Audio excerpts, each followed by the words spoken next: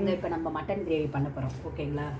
Mutton கிரேவிக்கு பிரியாணி இலை, பட்டை, லவங்கம், கிராம்பு,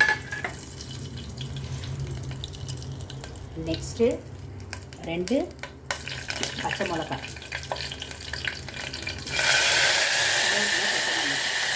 கொஞ்சம் ஆனியன்,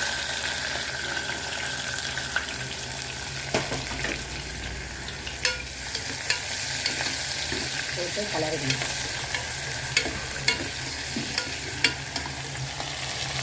வெங்காயம் நல்லா பொன்னிறமாக வரணும். ஓகேங்களா? ஃப்ரையாக வரணும். நெக்ஸ்ட்டு தக்காளி, கொஞ்சம் தக்காளி போட்டால் போதும். மட்டன் கிரேவி தான் நம்ம பண்ண போகிறோம்.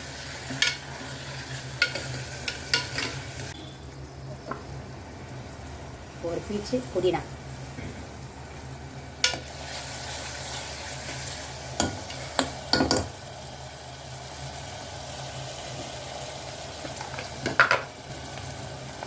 மஞ்சத்தூள்,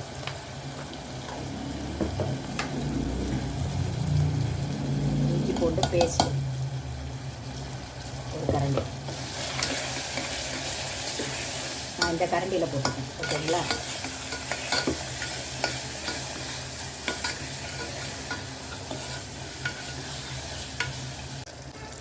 இன்னும் ஒரு விஷயம்னா, மட்டன் கழுவக்குள்ளே கடைசியில் அரிசி கழுவின தண்ணியை ஊற்றி நல்லா க்ளீன் பண்ணிவிட்டு அதில் கொஞ்சம் மஞ்சத்தூள் போட்டு ஒரு ஜஸ்ட்டு ஒரு செகண்ட் ஊற வச்சுருந்தேன். அப்போ தான் அந்த மீட்டு ஸ்மெல்லாம் வராது.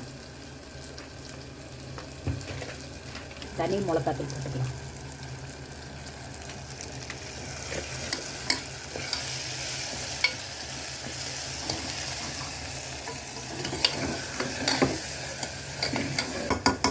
போட்டுடலாங்க. மட்டன் எடுத்து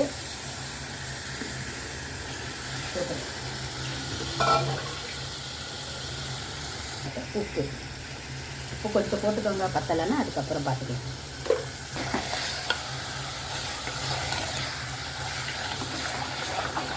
நல்லா மாதிரி கிளறி விட்டுக்கோங்க. செம்மையாக பண்ணுறது இது கரம் மசாலாங்க, மட்டனுக்கு போடுறது. இது நானே ப்ரிப்பேர் பண்ணேன். ஓகேங்களா? இது ஒரு கரண்டி.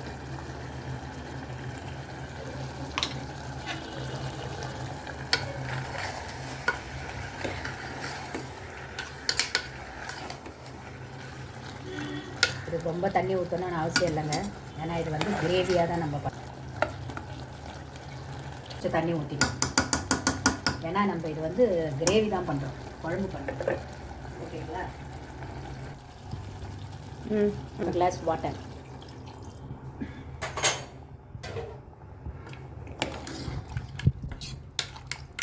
ஒரு 5-6 விசில் வச்சுருங்க. அப்போ தான் நல்லா சாஃப்டாக இருக்கும். மட்டன் நல்லா வாங்கிட்டு வந்தாருங்க. அன்றைக்கி வேலை செய்கிற இடத்துலேருந்தே வாங்கிட்டு வந்துட்டாங்க. செம்மையாக இருந்துச்சு மட்டன். நல்லா வெந்துடுச்சு. சூப்பராக இருக்குது பாருங்கள். இதாங்க கரெக்டான ஸ்டேஜ். நெக்ஸ்ட்டு நம்ம பிரியாணி செய்ய போகிறோங்க. ஆயில் போட்டுக்கலாம். பாருங்கள், பிரியாணிக்கு தேவையான ஆயில்.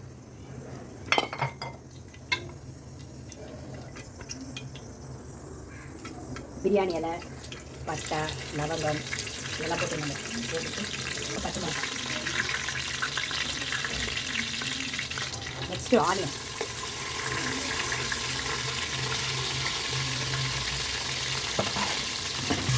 ஆனியன் நல்லா ஃப்ரை ஆகணுங்க. ஃப்ரை ஆகிடுச்சு பாருங்க. நெக்ஸ்ட்டு தக்காளி,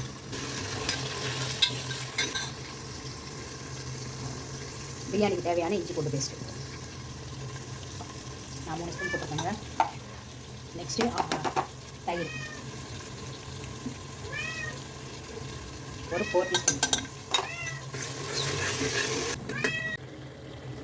மஞ்சத்தூள் ஓகேங்களா, காரத்துக்கு ஏற்ற மாதிரி.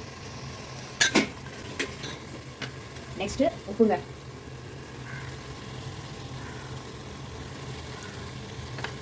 அளவுக்கு உப்பு. ஏன்னா இப்போ நான் செய்கிற பிரியாணி வந்து 1/2 kg தான். நிறையெல்லாம் பண்ணேன். சிக்கன் ஒரு 1/2, ரைஸ் ஒரு 1/2. நெக்ஸ்ட்டு புதினா,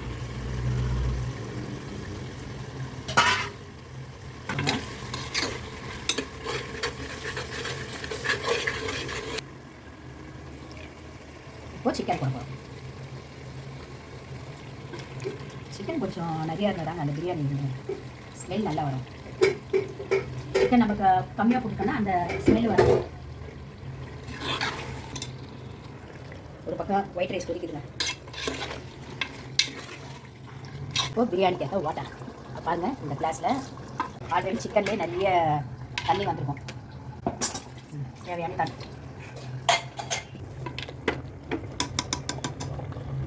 பாஸ்மதி ரைஸில் வாட்டர் இருந்தால் ஃபுல்லாத்தையும் இது பண்ணிவிடுங்க. ஓகேங்களா? இப்போ நம்ம அரிசியை போட போகிறோம்.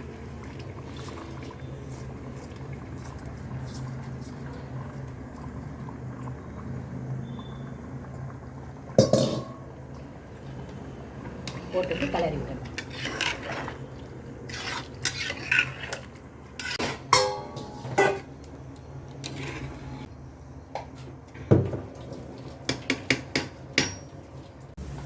இப்போ பிரியாணி ரெடி ஆகிடுச்சுனாலே திறந்து பார்ப்போம்.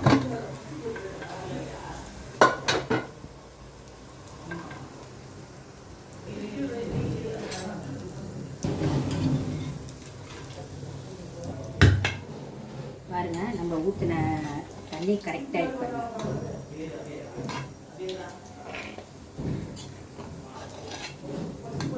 பிரியாணி ரெடி ஆகிடுச்சுங்க பாய்ஸ். இது சிக்கன் கோலா உருண்டை. ஓகேங்களா?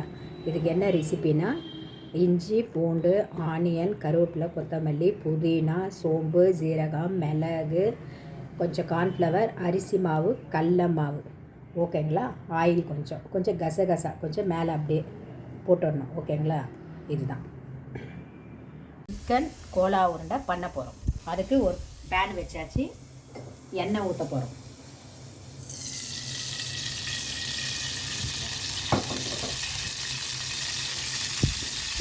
நம்ம கோலா உருண்டை ரவுண்டாகவும் பண்ணிக்கலாம், இப்படியே போட்டுக்கலாம். ஓகேங்களா?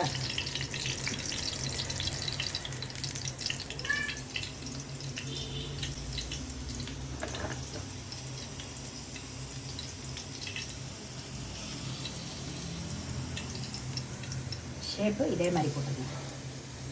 நல்லா இருக்குங்க டேஸ்ட்டு. இந்த மாதிரி பண்ணி பாருங்கள். கொஞ்சம் சிம்மில் வச்சிங்கன்னா தான் நல்லாயிருக்கும். ஏன்னா ஃபுல்லாக வந்து வேகணும்.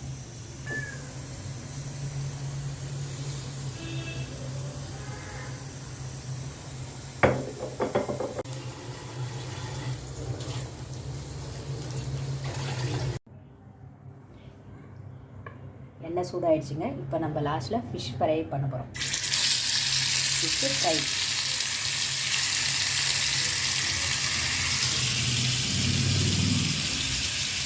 மூணு ஃபிஷ் இருக்குங்க. எல்லாத்தையும் ஒவ்வொன்றும் வெரைட்டியாக போட்டு நம்ம ஃப்ரை பண்ணலாம்.